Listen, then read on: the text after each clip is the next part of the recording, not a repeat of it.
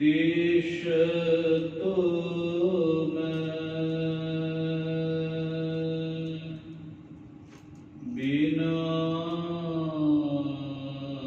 विनायको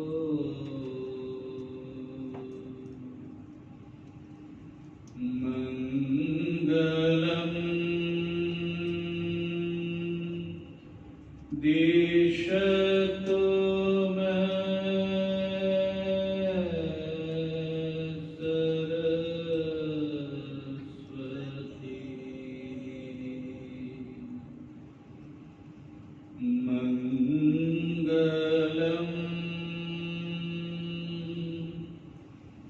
दिशतो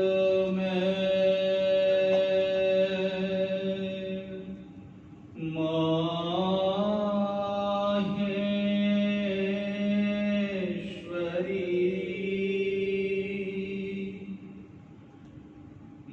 मंगलम दिशतो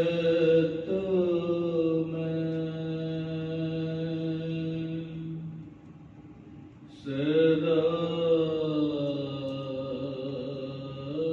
शिव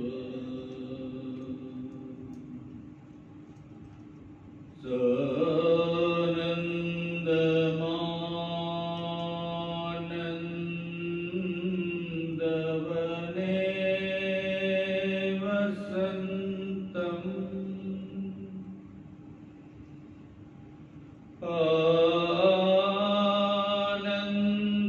आनन्दकन्दं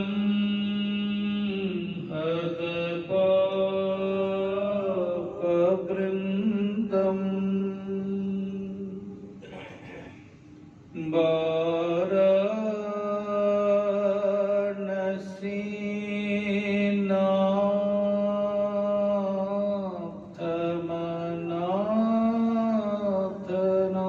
वाराणसीनाथमनाथनाथम् श्री विश्वनाथं शरणं प्रपद्ये श्री विश्वनाथं शरणं प्रपद्ये शरणं प्रपद्ये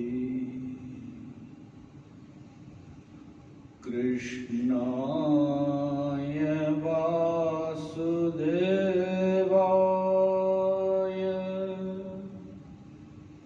हरये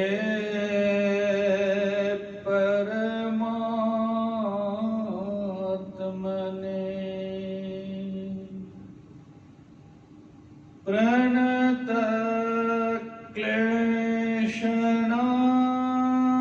प्रणतक्लेशनाशाय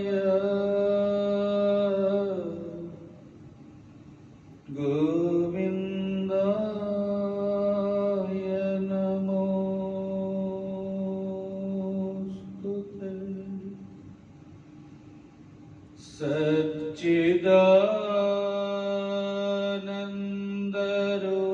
सच्चिदानन्दरूपाय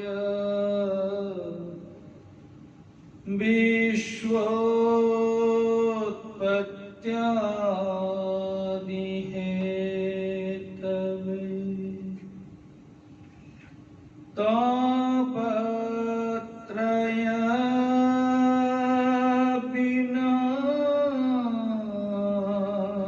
विनाशाय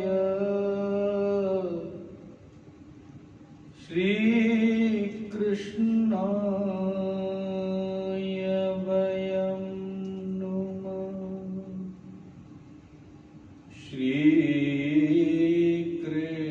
श्रीकृष्णाय वयं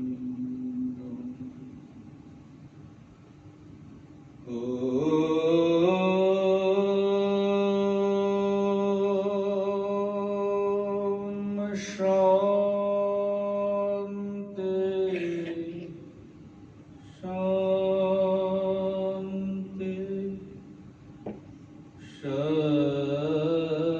शान्ति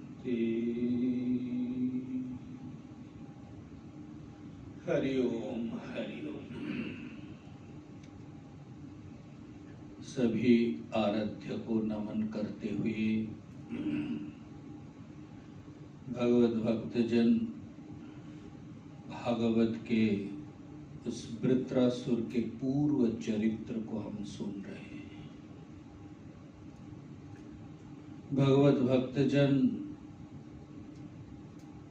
पुत्र न होने का जो व्यथा है, दुख है, उसको प्रस्तुत किया चित्रकेतु राजा। मनुष्य संसार के लोग दुखी होते ही हैं, परंतु दुख क्यों पा रहे हैं, दुख क्यों हो रहे हैं दुखी, इसका शायद अन्वेषण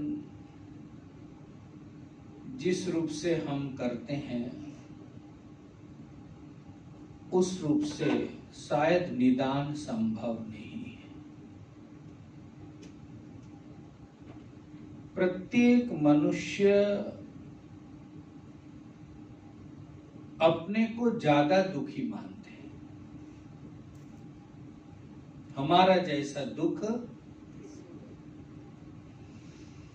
परंतु सब लोग दुखी हैं। एक संत के पास एक सज्जन पहुंचा कि गुरुजी, आप हमें सुखी होने का मंत्र दीजिए। ये शिव दुर्गा काली ये मंत्र नहीं, सुखी होने का कोई मंत्र हमें दीजिए। गुरुजी कह रहे ठीक है, दे दूंगा, कोई बात नहीं। तुम जो है इस नगर में कितने बड़े बड़े लोग हैं, हाँ आप देखो मैरिन ड्राइव में जिनका है, और इधर उधर जो है वो सब इधर वाले सोचते उधर वाले तो क्या रे भैया, और उधर वाले भी कुछ सोचता हो क्या पता, हम तो इधर वाले हैं। अब महाराज बोले कि तुम जाओ इस किसी एक सुखी व्यक्ति का कुर्ता ले आओ। तो सज्जन में सुखी व्यक्ति का कुर्ता ले आने से सुखी मंत्र मिल जाएगा। ठीक है, गुरुजी बताए। आप महाराज वो उस नगर के सबसे बड़ा जागीरदार उसके घर गया, जा करके कहा कि आपका एक कुर्ता चाहिए। कुर्ता क्यों? बोले आप सबसे सुखी हैं, तो हमने गुरुजी ने ऐसे बताया कि सुखी होने का मंत्र तुमको दूंगा, तुम एक सुखी व्यक्ति जो है तुमको लगे उससे कुर्ता ले आओ। तो आप सुखी है, जागीरदार है भैया, उसमें और क्या है। अब फिर महाराज कहते देखो तुम एक नहीं 2-3 कुर्ता ले जाओ, कोई बात नहीं, लेकिन सुखी मैं, तो आप सुखी नहीं बोलना। तब तक देखते हैं कि एक उनका बेटा नशे में धूत होकर के प्रवेश किया। अब वो जागीरदार बाप जो है वो, अरे बेटे ये क्या कर रहे, ये क्या किए हो? बोले शट अप, आप हमारे पर्सनल लाइफ में बिल्कुल कुछ नहीं बोलना। आप पिताजी है, बस उतना तक ठीक है, आप हमारे पर्सनल लाइफ में नोक झोंक ताक तूक मत करो। आप महाराज वो जो कुर्ता लेने गया था, बोला अरे बाप रे, समझ गए आप कुछ बोलने का नहीं है ना। तो निकल के आए, आकर के विचार कर रहे आप किसके पास जाए। तो देखते हैं कि जागीरदार के बाद कोई नगर सेठ जी के घर देखा, और वो उनका थोड़ा परिचित भी था, जानते थे सब लोग ना, बड़े आदमी। अब उसके घर गया, जाकर के कहते हैं ऐसे ऐसे बात है, हमारे गुरुजी ने कुर्ता मांगा है, मंत्र देंगे सुखी होने का, तो आप अपना कुर्ता दे दीजिए। बोले मैं सुखी तो नहीं हूं भाई, तुम कुर्ता जिस लिए मांगने आए हो सुखी का, वो सुखी मैं नहीं हूं। बोले अरे देख रहे इतना बड़ा महल बना करके रह रहे हैं, नौकर चाकर सब लोग हैं। तब तक जो है देखते हैं कि दंदन आती हुई उनकी पत्री निकला और ऐसा अग्नि बरस रहे, देख करके समझ गए, अरे हाय हाय हाय, इससे तो हमारी अल्ली अच्छी है, कम से कम प्रेम से पूछती है, रोटी देती है। अब महाराज वहां से निकले, निकल करके दोनों जो है उनके सामने सबसे सुखी जैसा लग रहा था, लेकिन दोनों से वो मिला नहीं। लेकिन गुरु जी तो कुर्ता चाहिए गुरु जी को ना, तभी मंत्र मिलेगा। अब गुरुओं के पास क्या क्या मंत्र है आपको पता है, हमारे पास क्या क्या है, इसीलिए गुरु के पास सब होता है महाराज। अब महाराज एक साधारण सा व्यक्ति के पास गए, जाकर के कहते भैया ऐसे ऐसे बात है, तो एक कुर्ता तुम दे दो, तुमको तो लग रहा है ठीक ठाक ही हो, मतलब बहुत हाई फाई भी नहीं, बहुत निम्न भी, मध्यवित्त। तो देखो भैया मैं सुखी नहीं हूं। क्यों? मैं इतना बीमार मेरे में है, मैं बीमारी से जूझ रहा हूं, इसलिए तुमको अगर कोई मंत्र मिले ना हमें भी दे देना, मैं भी थोड़ा बीमारी से मैं बहुत कष्ट पाता हूं नित्य। बोला वो व्यक्ति सोचा कि देखो अब क्या क्या दिन, कुछ देर तक तो इधर उधर देखते रहे, क्या करे क्या करे। तब तक वापस जा रहे गुरु जी के पास, तब तक एक व्यक्ति को देखा कि एक बाबा बैठे हैं और महाराज बड़े प्रसन्न दिख रहे हैं, झोपड़ी में बैठे हैं और लंगोटी पहन करके। तो प्रसन्नता उनके फेस, उनके मुखमंडल देख करके गए, जाकर के कहते बाबा जी हमको ना एक कुर्ता चाहिए, ऐसी ऐसी बात है। बोले कुर्ता ले, मैं खुद लंगोटी पहन के बैठा हूं, तुमको कुर्ता कहां से, तुमको लंगोट चाहिए तो ले जाओ भाई, वो मेरे पास एक पहना हो एक है, वो चाहिए तो तुम ले जाओ। बोले कुर्ता नहीं है। बोले ना ना, कहां लंगोटधारी है तो कुर्ता कहां मिलेगा। अब वो बेचारा वहां से निकले प्रणाम करके, और फिर 5-6 घंटा ये नाटक चलता रहा और गुरु के पास पहुंचे। गुरु जी ने बोला, पूछा कि कुर्ता लाया? बोले नहीं गुरु जी, सुखी होने का मंत्र मिल गया। अरे तुम तो हमको बोले थे कि सुखी होने का मंत्र दीजिए। बोले नहीं, सुखी होने का मंत्र हमें मिल गया। बोले कैसे, क्या मिला, क्या हुआ? कहते देखिए मुझे ऐसा लगा कि सुखी वो है जो मन से संतोषी है। भगवत भक्तजन, मैं यहां तक पहुंचाना था हमें। सुखी वो है जो मन से संतुष्ट है, संतोषी है। हम लोग दुखी किस लिए होते पता है?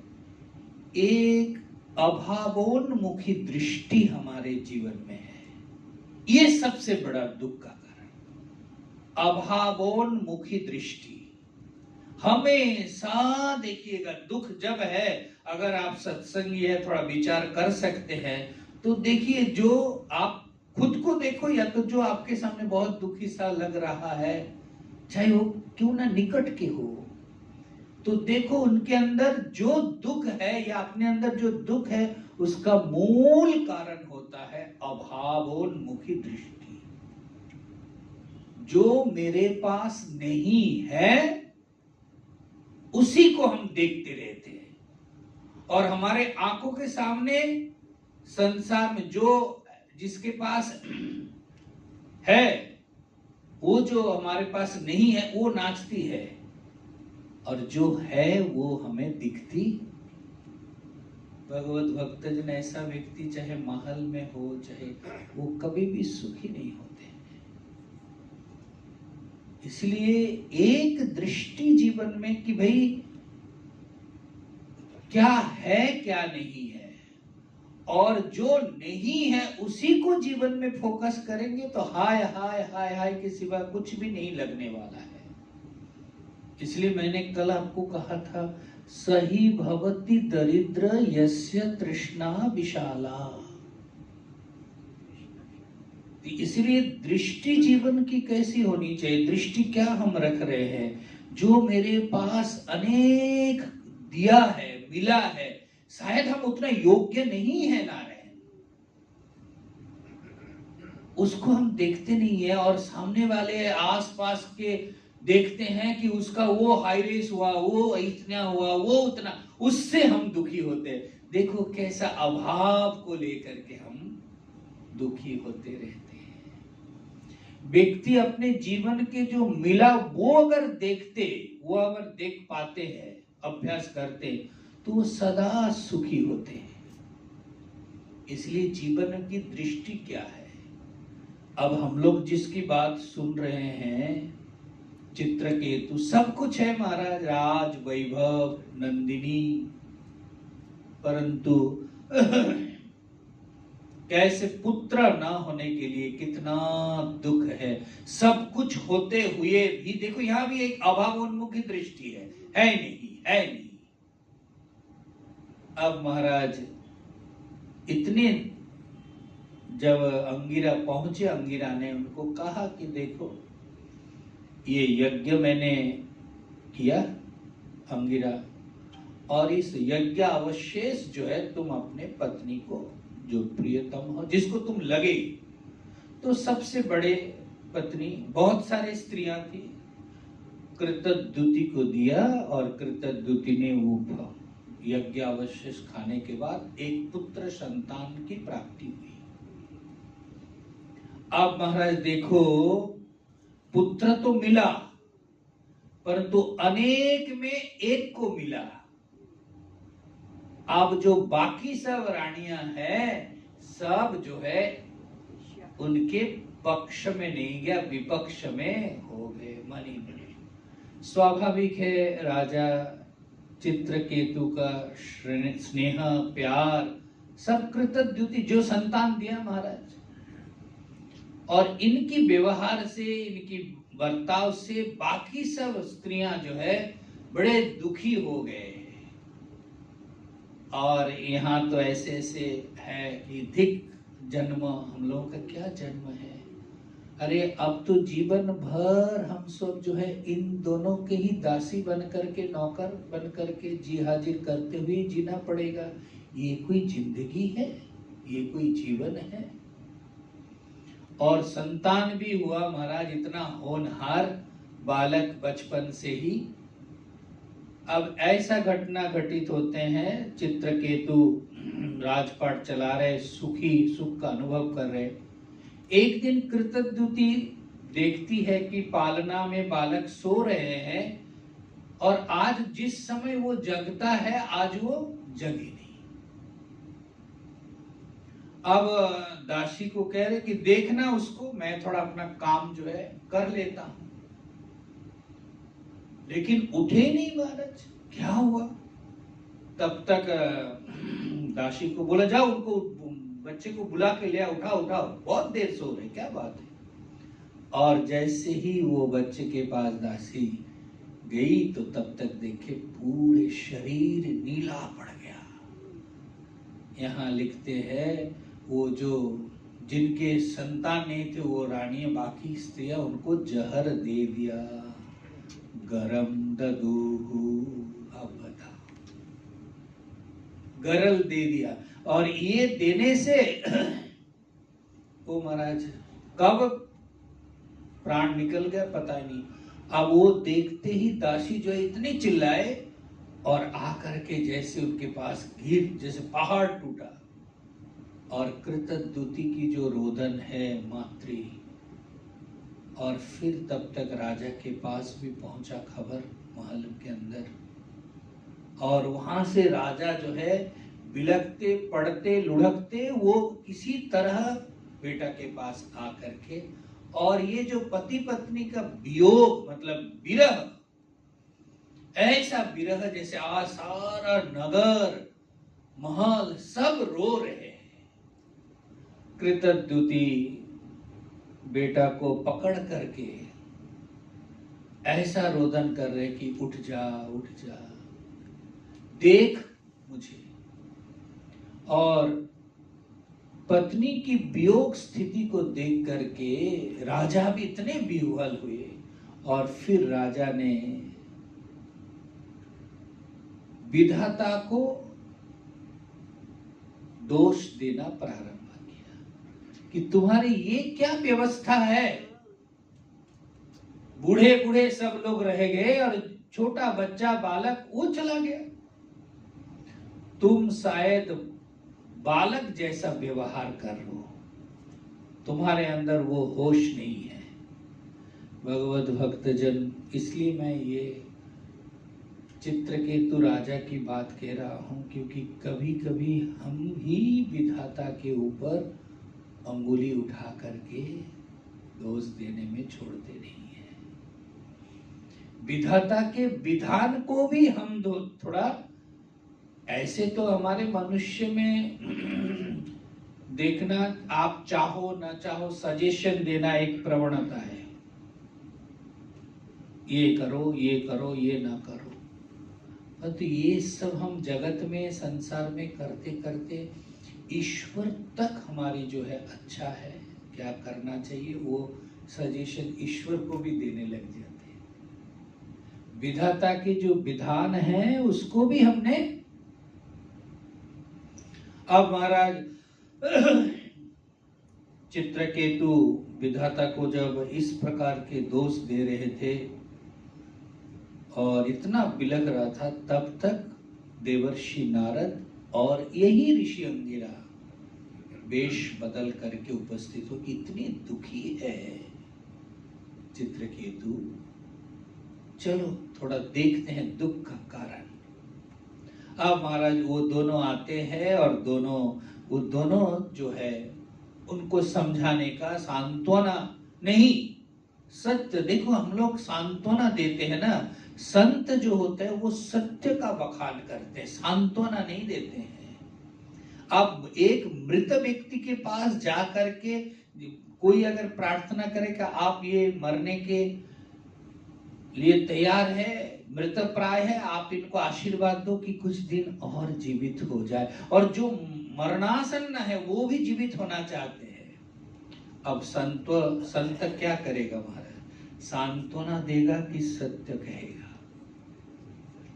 संत हमेशा सत्य का बखान करते, वो जाकर कह रहा है कि देखो अब इतने दिन तुम जो मुमुर्षु है, इतने दिन तुम जिए हो 100 साल तक, और भी 4-5 साल जियोगे तो करोगे क्या। देखो ये सत्य है, करोगे क्या। आपको हमारा अगर आयु मिल जाए हम करेंगे क्या। बोले जो तुमने किया अनित्य, इसी को और करोगे। तुम अपने पारमार्थिक यात्रा के लिए, उस यात्रा के लिए कुछ पाथेय को तो संचय नहीं करोगे ना, अब तक तो किया नहीं। इसलिए ये जो मोह है और ये जो जिंदगी है, बाकी तुमने जो भी जिया वो तुम जिंदगी जिया नहीं। जो जीता है जिंदगी, वो जिंदगी की जो यथार्थता है, वास्तविकता, उसको पता लग जाता है कि इस संसार में कोई सुखी नहीं है। और तुम अभी भी जीना चाह रहे हो, तो वो संत कह रहे हैं कि इसीलिए जीना चाह रहे हो कि तुम अभी भी इसी संसार में सुख है, और उसी को पाने के लिए तुम थोड़ा और विवश हो करके प्रार्थना कर रहे हो। इसलिए तुम अभी इस शरीर को छोड़ो और सत्य के लिए जाने के पूर्व में एक प्रार्थना करो। और वो प्रार्थना ऐसा नहीं कि देखो करो संभालना, ये नहीं। प्रार्थना ये है कि क्षमा करो। करना था आपकी पुकार, करना चाहिए था आपके लिए जीवन समर्पण। हमने संसार के लिए, लोगों के लिए, अपने लिए, अपनों के लिए हमने खुद को जीवन बिताया। ये अगर तुम कर सकते हो, मुमुर्षु को बता रहे, तो वो प्रार्थना कर ले, क्योंकि इसके आगे तुम, और वो भी अवसर, और ये मृत्यु के बाद जो तुम्हारा रास्ता है जाने का, उस रास्ते के लिए कुछ पाथेय रखा। अरे वो लंबी जर्नी में तुम्हें भूख प्यास कुछ भी लगे, तुम्हारे लिए कुछ है रखा, कुछ संचय किया? और जो तुमने संचय किया वो सब यहीं रहने वाला है। धनानि भूमौ पशवश्च गोष्ठे। बस तो इसीलिए तू अब इस शरीर को बचाने के लिए, जिलाने के लिए आशीर्वाद की प्रार्थना ना कर। अब तुम जर्नी आगे की जर्नी सहज हो, सरल हो, और उसके लिए कुछ अभी भी जो 2-4 सांस चल रही है उसके लिए प्रार्थना कर ले भगवान से। अब महाराज यहाँ जब चित्रकेतु और कृतद्युति की जो वियोग जन्य जो दर्द है, अब दोनों आकर के उनको क्या सत्य का बखान कर रहे, देखिए कि हे राजन क्यों तुम इतने दुखी हो रहे हो। कोयम तात तव राजेंद्र भवान यमनु सोचति, त्वं चास्य कथम श्रेष्ठो पुरे दानी मत परम। हे राजन, तुम जो है इतना शोक में हो। कोयम, किसके लिए शोक कर रहे हो? भगवत भक्तजन थोड़ा सा विचार को अपने साथ, वो चित्रकेतु को ऋषि अंगिरा देवर्षि नारद बता रहे, वो नहीं, हमारे मन को आप पूछिए कि हमारे जीवन में वो चित्रकेतु देवर्षि नारद अब हमारे से वो प्रश्न कर रहे हैं। कोयम स्यात्, हे राजेंद्र, ये तुम जितने शोक कर रहे हो बालक के लिए, कोयम, ये बालक कौन है? कौन है? भवान जम अनुशोचति, जिसके लिए तुम इतने दुखी हो रहे हो। त्वं च अस्य कथम सृष्टो, अरे सृष्टि के तुम्हारे पास आने के पहले ये कहां था, अथवा पहले जन्म में ये तुम्हारा कौन थे? भगवत भक्तजन, उसके तुम कौन थे पहले, अब कौन हो? अब महाराज तुम कुछ भी बोल करके उसको बांध करके रख नहीं सका, वो तो गया। तुम जो अपना मान रहे थे राजन, मेरा मेरा मान रहे थे, अब महाराज वो तो अपनी तरफ से कभी मेरा मान करके रहा नहीं। वो तो भगवत भक्तजन देखो एक श्लोक में कैसे विचार को प्रकट कर देते हैं। हम जो दुखी हो रहे उसके मूल में है मैं और मेरापन। पड़ोसी के घर में कोई अघटन घटता है तो उसमें हम भी दुखी होते हैं, लेकिन उतना विह्वल स्थिति को हम प्राप्त नहीं करते जितना अपने घर में कुछ हो जाए तो हम उतना दुखी। क्यों? अपने घर में जो मेरापन है और मेरापन का जो नुकसान है, हानि है, उससे हम ये बहुत ज्यादा दुखी है। इसलिए ऋषि अंगिरा उनको बता रहे तुम किसके लिए शोक कर रहे हो? बालक इस जन्म और पहले जन्म में तुम्हारा कौन था? किसके लिए रो रहे हो? इस जन्म में और इसके पहले जन्म में बालक तुम्हारा कौन था? जन्म के पहले तक तुम बिल्कुल बेखबर थे उनके। कौन था तुम्हारा? उसके साथ पूर्व जन्म में क्या संबंध था? यही पिता पुत्र। ये जो संबंधों को लेकर के हम इतना विह्वल होते हैं, इतना प्रायोरिटी देते हैं, और यही संबंध के कारण ही नारायण हम दुखी होते हैं। ये जो मेरा बेटा पुत्र के रूप में एक संबंध हमने जोड़ा और उसके साथ मेरापन को, तो मेरा और एक संबंध, और जहां जहां ये संबंध है, वो संबंध अगर अनित्य के साथ है, क्षणिक के साथ है ना भगवत भक्तजन, वो संबंध दुख दे करके जाने वाला है।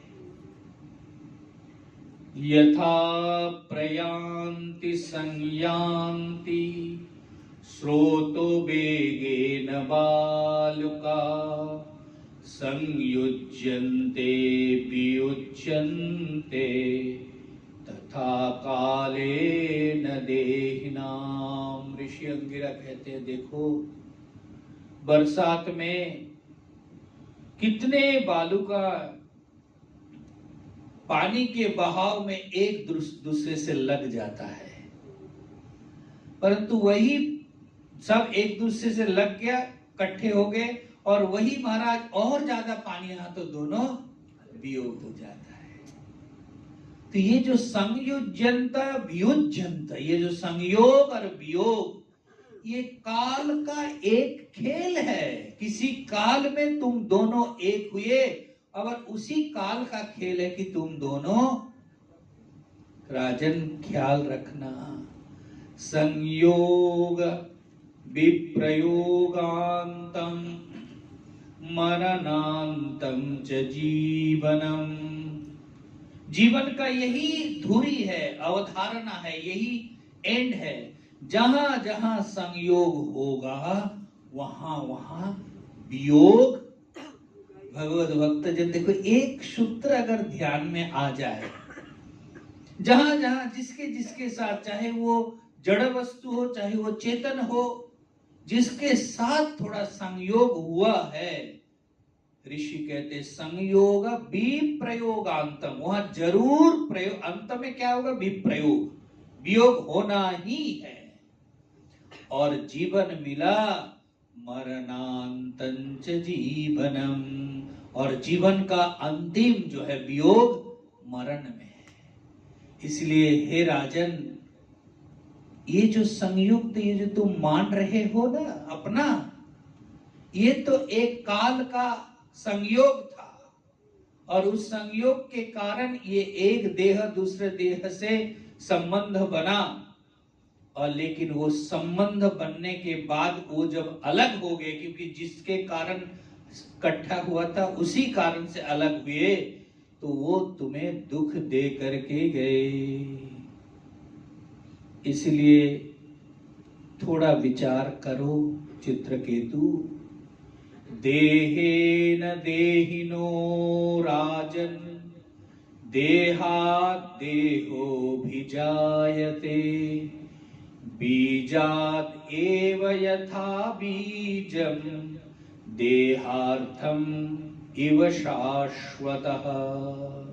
हे राजन, एक बीज से दूसरा बीज उत्पन्न होता है। एक देहधारी माता पिता से दूसरा पुत्र या पुत्री उत्पन्न होते हैं। इसलिए माता पिता पुत्र जीव के लिए एक रूप देता है। उसमें जो तुम अपना मान करके बैठे हो, मेरा, यही तुम्हारा दुख का कारण है, मैं और मेरापन। भगवत भक्तजन इस तत्व को समझाने के लिए कई श्लोक का अवतारण किया और सत्य को बता रहे हैं कि इस संबंध हमारे भी यही, इससे यही शिक्षा है, जहां जहां थोड़ा भी संबंध है वहां दुख है नारायण। और उस संबंध में अगर आप उस दो चीजों से अलग कर सकते हैं, राग आकर्षण और द्वेष विकर्षण, लाइक और डिसलाइक, ये अगर राग और द्वेष को थोड़ा काम कर सकते इस पक्ष में, तो आप सबके साथ होते हुए भी उतना ही डिटच और उतना ही आनंद से रह सकते। हम लोग क्या करते, चार पक्ष बहुत स्पष्ट है नारायण। पहले तो आई, मैं, फिर मेरा, और फिर इस मैं मेरा के साथ जो है यह पसंद है और यह ना पसंद है। ये पसंद मतलब ये राग रंजन करता है चित्त को, मन को, और विद्वेष रिएक्ट करता है। तो यही चार तत्व को जीवन में ध्यान में रखना है। कहां कहां ये जो राग है, जहां जहां राग है वहां वहां वो जो मैंपना बहुत हावी है, और ये राग के कारण आकर्षण है मेरा, और वो जरूर हमें कहीं ना कहीं कभी ना कभी थोड़ा, देखो शास्त्र बिल्कुल इक्वेशन करके बता रहे कि हमारे दुख का कारण, इसलिए जब जब ऐसा जीवन में उपस्थित हो दुख का घड़ी, भगवत भक्तजन हम शायद अन्य के ऊपर आरोप लगा करके थोप करके अपने दुख को थोड़ा कम करना चाहते हैं, परंतु होता नहीं है। जब तक मेरापन है, जब तक आकर्षण है, तब तक नारायण हमें कोई बचा नहीं सकता है। परंतु वही आकर्षण, जहां आकर्षण है और वहां अगर थोड़ा विद्वेष भाव आ जाए, महाराज उससे आप डिटेक्ट, देखो जिसको आप बहुत अपना मानते थे, एकदम प्राण के टुकड़े ऐसे, अब कोई घटना हुआ महाराज बिल्कुल आप डिटच हो गए।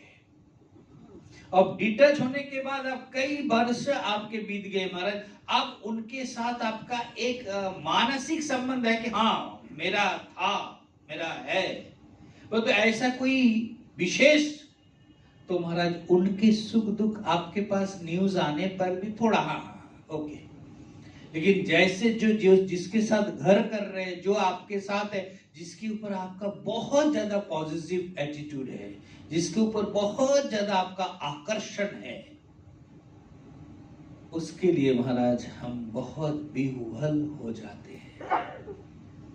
इसको ख्याल करना है कि मैं मेरापन और राग और द्वेष जीवन में है, तो हमें दुख से कोई नहीं बचा सकते। इसलिए गीता में भगवान जी कहते हैं ना, राग द्वेष वियुक्तैस्तु, तुम राग और द्वेष से वियुक्त हो जाओ। संसार में हो इंद्रिय इंद्रियस्यार्थे राग द्वेषो व्यवस्थितो, भगवान कह रहे इंद्रिय और इंद्रिय के ग्राहक जितने भी रूप रस है, ये सब मैंने बनाया, ये व्यवस्था संसार को चलाने के लिए व्यवस्थितो तयोः राग द्वेषयोः न तयो न वशमागच्छेत्, उसके वश में न आ जाओ, तुम उसको अधीन करो, तुम उसके अधीन न हो जाओ। यही है देखो क्लू, भगवत गीता जी में भगवान कहते हैं राग द्वेष वियुक्त, वो तुम राग और द्वेष से वियुक्त हो जाओ। और क्या करना है, और ये वियुक्त होकर राग द्वेष रहित होकर के विषयानिंद्रियश्चरन्, तुम विषयों को व्यवहार को खूब करो, जो जो काम करते वो सब तुम करो, देखो निषेध नहीं कर रहे, परंतु राग द्वेष वियुक्त होकर के करो। भगवत भक्तजन कैसा एक तत्व को हम लोग तो प्रत्येक स्टेप जैसे राग द्वेष से ही हम उठा रहे और डाल रहे हैं, परंतु भगवान कृष्ण क्या कर रहे हैं, राग द्वेष वियुक्तैस्तु विषयान इंद्रियश्चरन्, देखो कैसे विषयों को तुम उठाओ, ग्रहण करो, उपयोग में लाओ, जरूर लाओ, लेकिन राग द्वेष रहित होकर के करो। दूसरे अध्याय 64 नंबर श्लोक ये है, जरूर आप लोग देखिए, देखने लायक है।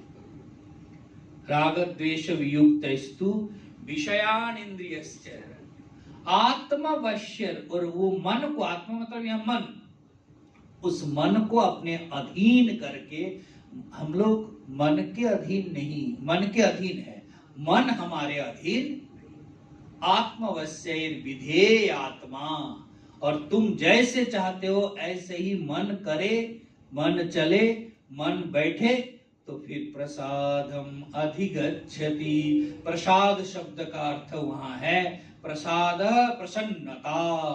तुम अगर जीवन में प्रसन्नता को प्राप्त करना चाहते हो, तो देखो प्रसन्नता के वो जो मैंने शुरू किया था, सुख का मंत्र दीजिए, अब भगवान गीता जी में आपको सुख का मंत्र दे रहे हैं। कितना विषय, ये तो कितना अच्छा, देखो ऐसा नहीं कह रहे कि तुम विषयों को छोड़ो, विषयों को छोड़ दो और तुम प्रसन्नता का अनुभव करो। नहीं नारायण, विषय को छोड़ करके आप प्रसन्नता का अनुभव नहीं कर सकते, क्योंकि मन में राग है, विषय सामने नहीं है, परंतु उसको विचार करते करते पाने की एक ललक होते होते आप दुखी होंगे या सुखी। इसलिए राग द्वेष वियुक्त, राग द्वेष से वियुक्त होकर के और विषयेंद्रिय चरण। अब देखो इस माला को पहनने में कितना सुख है। अगर यहां से राग और द्वेष को, हम राग को हटा ले, आकर्षण, अब वो महाराज उसके साथ बर्ताव हम कर रहे, व्यवहार हम कर रहे, तो हमारे अंदर अगर आसक्ति ना हो, हमारे अंदर अगर राग ना हो, हमारे अंदर अगर वो अटैचमेंट ना हो, ऐसे संसार में एक दो व्यक्ति होता है कि नहीं, महाराज जो भी करे करे, हम कोई मतलब नहीं, बस आ रहे रह रहे खा रहे, फिर ऐसे हो तो देखना उसके साथ थोड़ा कि चूंकि हमारा कोई आसक्ति कोई राग नहीं है, तो चलो व्यवहार सब सुबह उठ करके गुड मॉर्निंग से शुरू करके गुड नाइट तक सब हो रहे, तो कोई आकर्षण। अब देखो उनके, वो आपको उतना दुखी नहीं करेंगे। अगर हमारे अंदर ये चाह है कि वो प्रणाम नहीं किया, वो पहले गुड मॉर्निंग नहीं बोला, तब तो महाराज वो उसको शायद ख्याल भी नहीं है, तो हम सबसे बड़े दुखी हो जाएंगे, क्योंकि हम, हमारे अंदर आकर्षण है कि पहले बोले। ये जो अपेक्षा है, ये आप देखो ना, घर में सेवक है, नौकर है, अब उठ करके राम राम बोले, आपकी अपेक्षा है, तो बहुत स्वाभाविक है, मानो आपने सिखाया अथवा आप सिखाना चाहते हैं। आप 2-4 दिन बोले, बहुत दिन हो गया, अब आपको रोज ही सुबह शाम आप ही के मुंह देख रहे हैं। अब कभी उनको लगा कि चलो देखते हैं, माँ जी को चाय दे देंगे, चाय दे करके गया, चाय मीठी लगेगी कि फीकी महाराज? बिल्कुल आप रह नहीं पाएंगे, राम राम नहीं बोल सकते। बताओ महाराज, होता है, ये हमारी अपेक्षा है, ये हमारी भी यही है। नमो नारायण नहीं किया महाराज, नमो नारायण कहाँ गया, लेकिन इसमें द्वंद्व लड़ाई तो जरूर हो गया।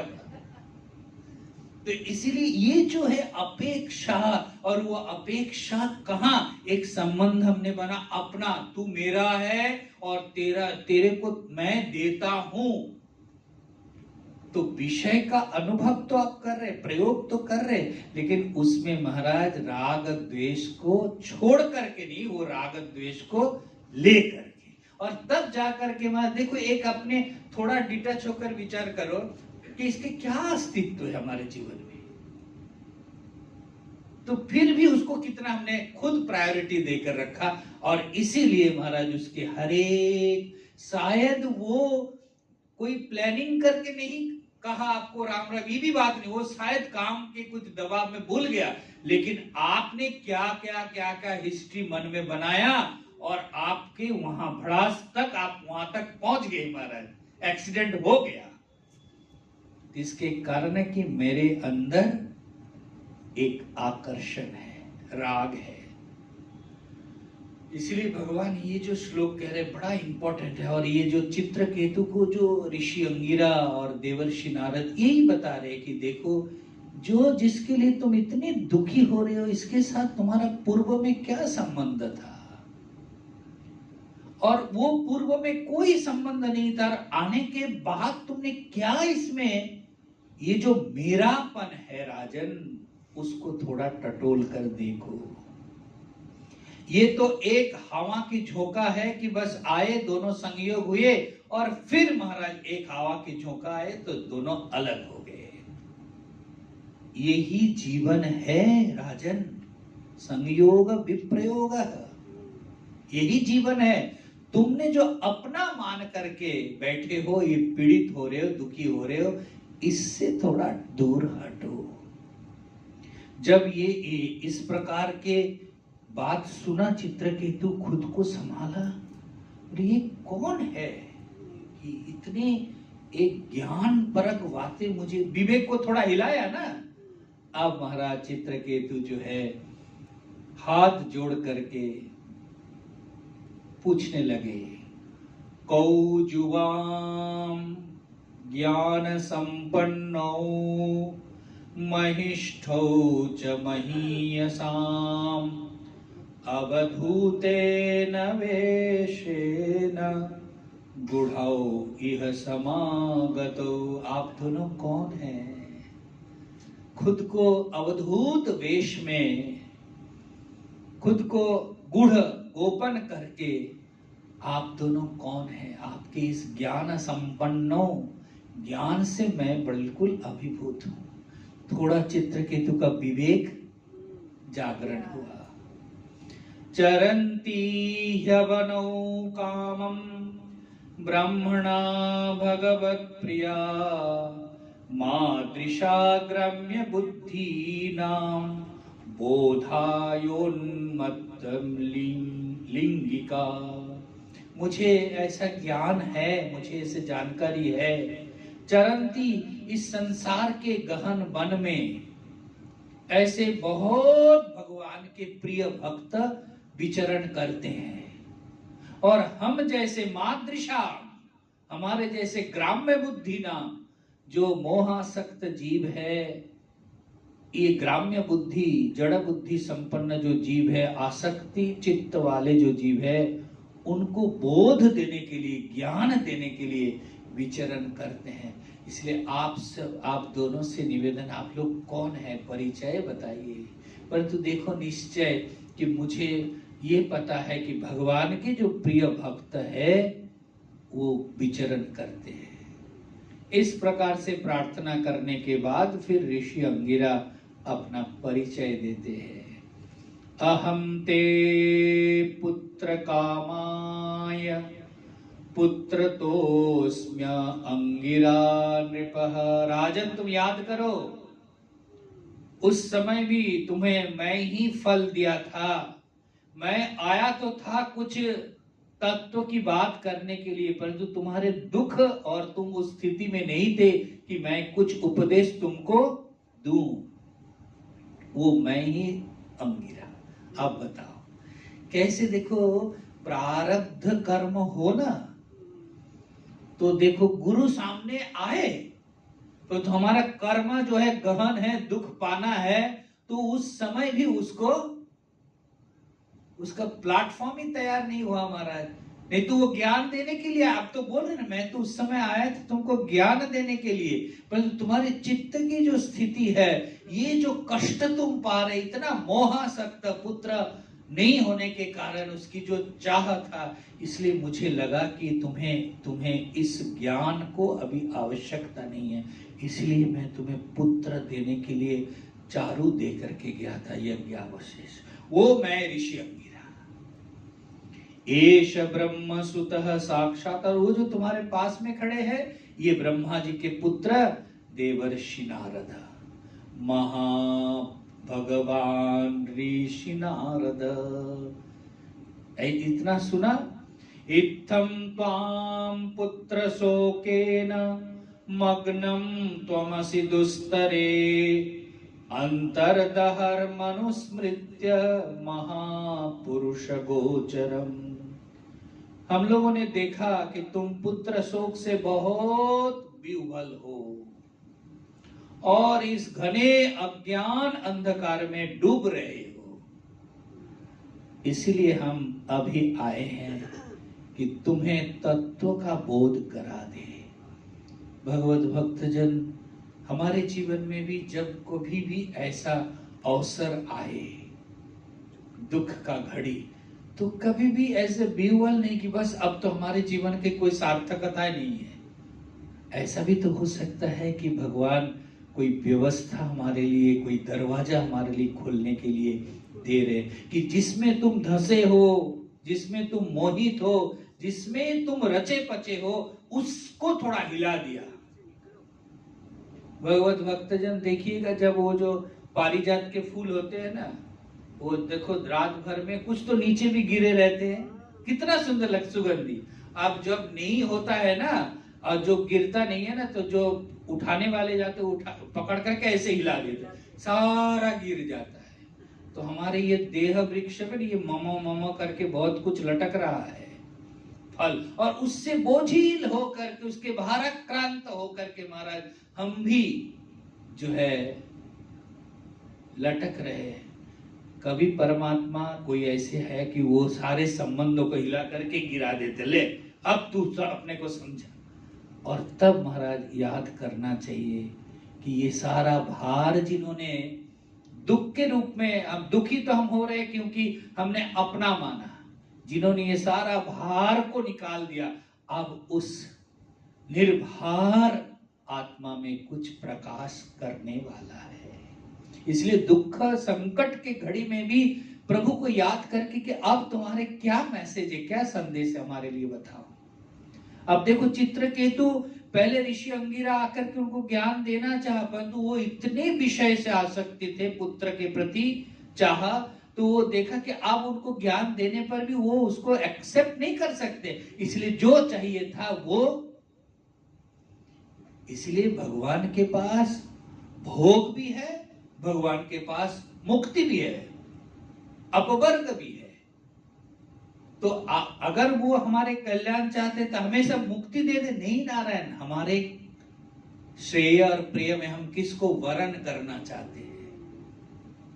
तो ये इस प्रकार से जब बोला तो इसीलिए देखो कैसे, अब देखो वही अंगिरा भगवान की कैसे मैसेज दूत है कि जो देने आया था नहीं दिया, कृत कर्म उसी से कराना है। अब वही महाराज उसी संसार में उसी पुत्र की प्राप्ति और उसी पुत्र की वियोग जन्य दुख से कातर, और उस समय महाराज भूमि तैयार हो गए। अब विवेक का चिंतन करते हुए, उनको समझाते हुए कि क्या तुम्हारा अपना है, क्या तुम्हारा पराया है, किसको तुम अपना मान रहे हो, किसको तुम। और देखिए ना, जिस दृष्टि से हम अपने को, इनको बहुत अपना मान रहे किसी को, अगर वही दृष्टि थोड़ा बदल जाए महाराज, आजकल संसार में तो यही बहुत ज्यादा अपना मानते थे महाराज, एक थाली में खाने वाला, अब महाराज अलग हो गए महाराज। तो ये कैसे हुआ, क्यों हुआ? कहीं ना कहीं हमारे अंदर वो राग, कहीं ना कहीं हमारे अंदर वो द्वेष बहुत ज्यादा है, जिसके कारण हम दुखी हो रहे हैं। और ऋषि अंगिरा आकर कहते हैं कि देखो, इत्थम त्वाम पुत्र शोकेन मग्नम त्वमसि दुस्तरे, तुम घोर अंधकार तमसा में डूबे हुए हो, इसलिए अंतरदहम अनुस्मृत, तुम्हारी इस अंतरदह ज्वाला को देख करके हम दोनों तुम्हारे पास आए हैं। अनुग्रहाय भवतः प्राप्तो वा इहम प्रभो। इस प्रकार से जब उन्होंने कहा कि अब आप लोग हमारे घर आए हैं राजा जी, ये तो हमारे घर में आप आए हैं, ईश्वर की बड़ी कृपा है, जरूर हमारे कोई मंगल होने वाला है। अब देखो, ये भी एक विचार, जब अत्यंत दुखी हो कोई सत्पुरुष पहुंचे तो उसको एक्सेप्ट करने के लिए भी मन होना चाहिए। अगर उस समय भी धुतकार उसको कर दे कि अभी हमारी इस घोर संकट में आप क्या करोगे, तो महाराज देखो, और जैसे एक अवसर हमने हाथ से, इसलिए कितनी सजगता के साथ उन्होंने, जो राजा ने एक्सेप्ट किया कि आप जरूर आए, हमारे परम कल्याण कुछ मार्ग आप बताएंगे। आप क्या मार्ग बताते हैं, कल इसका चिंतन करेंगे। भगवान से प्रार्थना यही करते हैं कि कम से कम हमको कुर्ता ना मिले, लंगोट ना मिले, लेकिन मिले हमें सुख का चाबी, मंत्र है ना, वो सुख का मंत्र मिल जाए तो हम भी जीवन में कुछ भगवान की उपस्थिति को अनुभव कर सके। ओम ओम ओम ओम। हमें सत्संग मिले।